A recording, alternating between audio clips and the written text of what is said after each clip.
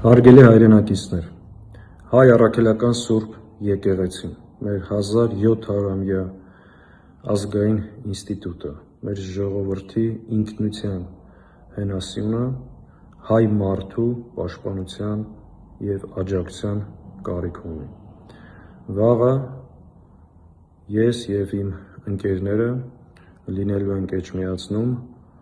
Մայր Աթոռում,